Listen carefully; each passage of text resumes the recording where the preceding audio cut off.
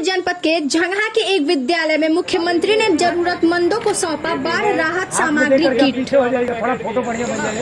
गोरखपुर जनपद के चौरी चौरा विधानसभा क्षेत्र के विद्यालय में शनिवार को मुख्यमंत्री योगी आदित्यनाथ ने बाढ़ग्रस्त क्षेत्र में जल जमाव के त्रस्त लोगों में बाढ़ राहत सामग्री किट वितरण किया।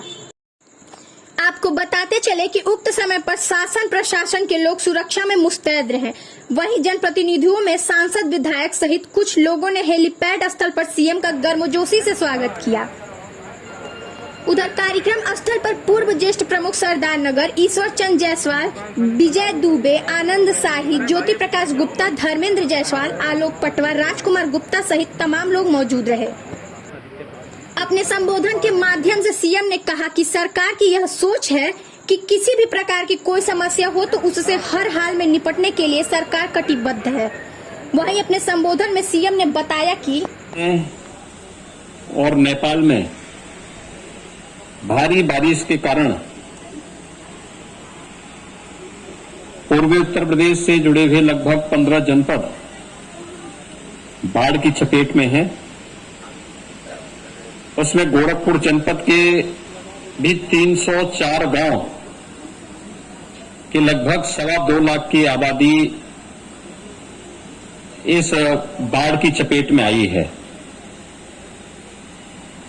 बाढ़ बचाव के लिए यद्यपि समय पूर्व किए गए जो प्रभावी उपाय थे उसके कारण जनहानि को और धनहानि को रोकने का पूरा प्रयास किया गया,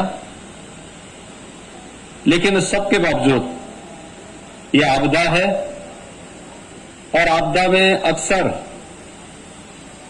हर प्रकार के उपाय और संसाधन कम पड़ जाते हैं। बाढ़ में भी इस बार अगर राप्ती नदी के बाढ़ के लेवल को देखेंगे तो खतरे के निशान से वह लगभग 2.5 से 3 मीटर ऊपर बह रही है। मुझे लगता है कि पिछले 50 वर्षों में इतनी खतरनाक स्थिति बाढ़ की कभी यहां पर नहीं थी। हम लोगों ने इससे पहले 1991 और 1998 की बाढ़ को भी देखा है और 3 वर्ष पहले भी मैं यहां आया था जब तटबंध यहां पे टूटा था, तब भी मैंने यहां की बाढ़ की स्थिति को देखा था।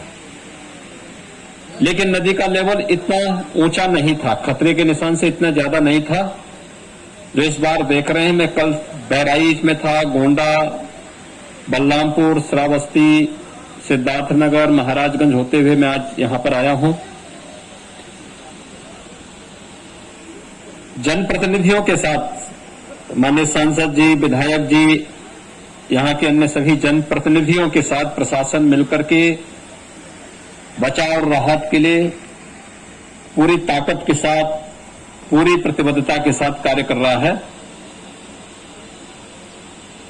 तटबंधों की मरम्मत का कार्य है, कटान अवरोधक जो भी उपाय किए जा सकते थे वे सभी उपाय यहां पर किए गए और अकेले इस विधानसभा क्षेत्र में 18 करोड़ की सिंचाई विभाग की परियोजनाएं या तो पूरी हुई हैं या फिर उनको वर्तमान में प्रगति पर हैं।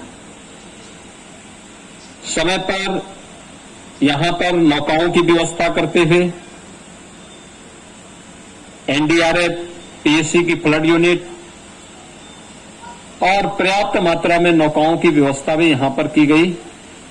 लगभग 15 राजस्व गांव यहां पर बुरी तरह गोर्रा और राप्ती नदी की बाढ़ की चपेट में है। मैं भी उन सब का सर्वेक्षण करके आया हूं।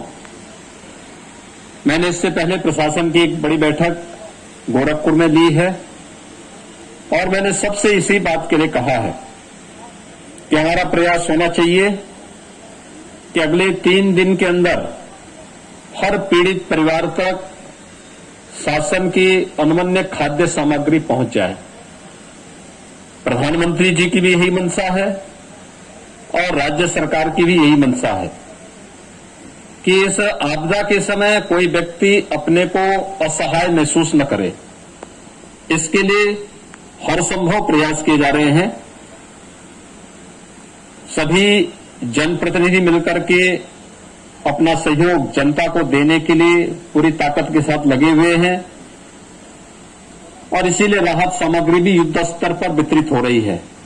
कल भी यहां पर मुझे बताया गया है कि लगभग 1,500 से 2,000 लोगों को राहत सामग्री दी गई, जिसमें 10 किलो चावल, 10 किलो आटा, 10 किलो आलू, 2 किलो दाल, रिफाइंड तेल, नमक, मसाले, देसलाई, बरसाती, लाई, भूजा, ये सभी उसके साथ उपलब्ध, चना भी उपलब्ध कराया जा रहा है।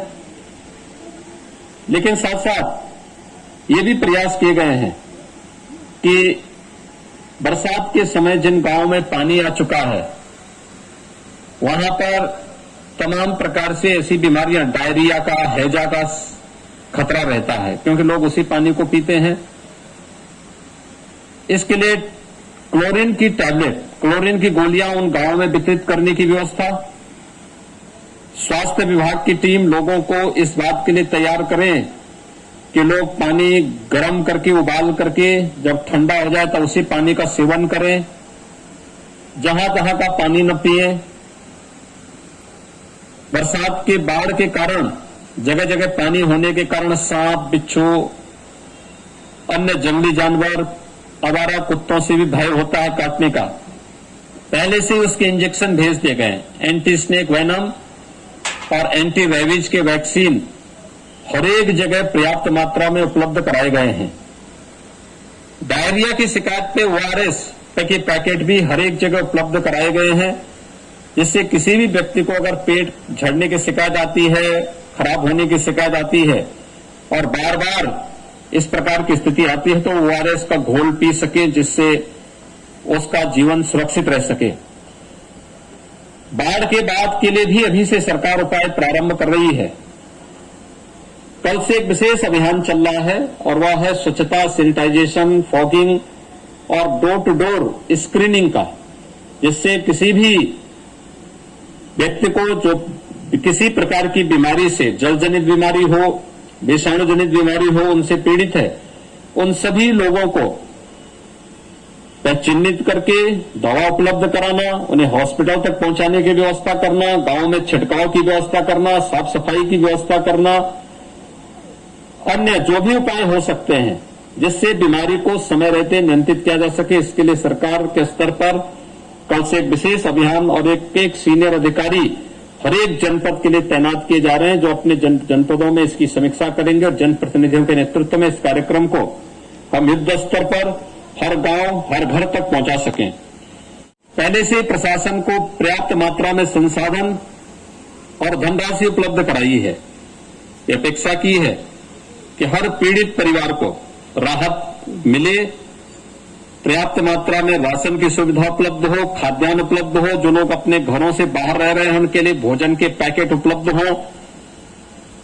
किसी का मकान क्षतिग्रस्त होता है तो उस पीड़ित परिवार को तत्काल 95,000 रुपये मकान क्षतिग्रस्त होने के लिए उपलब्ध करवाए जाएं। कच्चा मकान है तो उसकी अलग राशि है। नदी की धारा में अगर मकान आ गया है तो उस व्यक्ति को तत्काल मुख्यमंत्री आवास योजना से एक आवास उपलब्ध करवाने की व्यवस्था भी की गई है। जनहानि पर किसी की दुखद मौत होती है तो आपदा राहत मद से 4 लाख रुपए की राशि उस पीड़ित परिवार को तत्काल उपलब्ध कराने के आदेश दिए गए हैं। किसी किसान की आपदा की चपेट में दुखद मृत्यु होती है, किसान हो, किसान के परिवार का सदस्य हो या बटाईदार हो, उन सभी को भी 5 लाख रुपए मुख्यमंत्री कृषक दुर्घटना बीमा से आच्छादित करने के लिए आदेश निर्गत किए गए हैं। सांप के काटने से, जंगली जानवर के काटने से किसी की दुखद मृत्यु होती है तो उसे भी तत्काल 4 लाख रुपए की सहायता उपलब्ध कराने के निर्देश दिए गए हैं। और यह भी कहा गया है कि किसी का कोई पालतू पशु, किसी भी पशुपालक का अगर बाढ़ की चपेट में, आपदा की चपेट में आता है तो उन्हें भी तत्काल अहेतुक सहायता उपलब्ध करवाएं। प्रशासन को इस बात के भी निर्देश दिए गए हैं कि अभी से सर्वे कर लें फसलों की भी, किसानों की कितनी फसल क्षतिग्रस्त हुई है, उस फसल का मुआवजा उन सभी लोगों को समय से उपलब्ध हो सके, अभी से सर्वे करके और फिर उन लोगों के अकाउंट आदि की जांच करवा करके जिससे उनके खाते में उनके फसल की नुकसान की मुआवजा की राशि भी उपलब्ध कराई जा सके। इसके लिए आज मैं स्वयं भी इस चौरी चौरा क्षेत्र में इस बाढ़ क्षेत्र का दौरा करने के लिए आया हूं। सभी पीड़ित परिवारों के प्रति मेरी संवेदना है। हमारे सांसद जी भी और विधायक जी भी यहां पर मौजूद हैं। वे यहां पर निरंतर निगरानी कर रहे हैं, जनता की सेवा में लगे हुए हैं और प्रशासन ने भी जिस युद्ध स्तर पर इन कार्यक्रमों को आगे बढ़ाया है, इसका और तेजी के साथ आगे बढ़ा करके प्रयास हो कि अगले 3-4 दिन के अंदर हर एक परिवार तक राहत सामग्री उपलब्ध हो जाए और बचाव के और इसके बाद बाढ़ का पानी उतरने के साथ ही बीमारी आदि के प्रकोप से भी बचाव की अभी से व्यवस्था हो सके। यही मुझे आप सबके प्रति कहना था। धन्यवाद जी।